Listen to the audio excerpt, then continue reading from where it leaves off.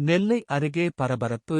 மெழுகுவர்த்தி தயாரிப்பதாக கூறி வீட்டில் பதுக்கிய 50 கிலோ வெடிமருந்து பறிமுதல். தொழிலாளி அதிரடி கைது. நெல்லை அருகே குடியிருப்பு பகுதியில் ஒரு வீட்டில் சட்டவிரோதமாக பதுக்கி வைக்கப்பட்டிருந்த சுமார் 50 கிலோ வெடிமருந்துகளை போலீசார் பறிமுதல் செய்துள்ளனர். இது தொடர்பாக மெழுகுவர்த்தி தயாரிப்பதாக கூறி வெடிபொருள் தயாரிப்பில் ஈடுபட்ட தொழிலாளியை போலீசார் கைது செய்துள்ளனர். ரகசிய தகவலும் அதிரடிச் சோதனையும்.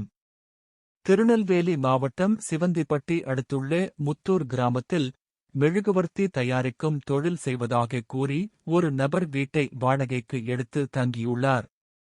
ஆனால் அந்த வீட்டில் சட்டவிரோத செயல்கள் நடைபெற்று வருவதாக சிவந்திப்பட்டி போலீசாருக்கு ரகசிய தகவல் கிடைத்தது.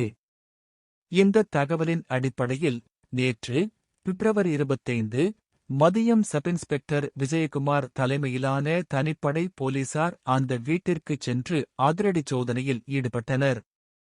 விசாரணையில் வெளிவந்த திடுக்கிடும் தகவல்கள்.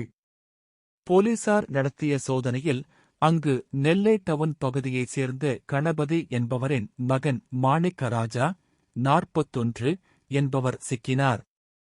அவர் அந்த வீட்டை வாடகைக்கு எடுத்து பலரிடம் மெழுகுவர்த்தி தயாரிப்பதாக கூறிவிட்டு உண்மையில் நாட்டு வெடிகுண்டுகளுக்கான திரிகள் மற்றும் வெடிபொருட்களை தயாரித்து வந்தது அம்பலமானது.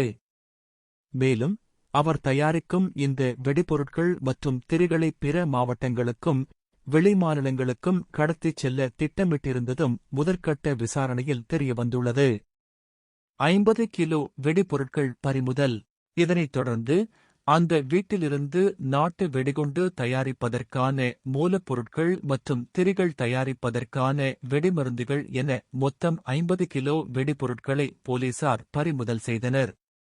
கைது நடவடிக்கை. சட்டவிரோதமாக வெடிபொருட்களை பதுக்கி வைத்திருந்த குற்றத்திற்காக மாணிக்கராஜாவை சிவந்திப்பட்டி போலீசார் கைது செய்தனர். அவருக்கு பின்னால் வேறு ஏதேனும் கும்பல் செயல்படுகிறதா? அல்லது வேறு எங்கேனும் வெடிமருந்துகளை விநியோகம் செய்தாரா என்ற கோணத்தில் போலீசார் அவரிடம் தீவிர விசாரணை நடத்தி வருகின்றனர்.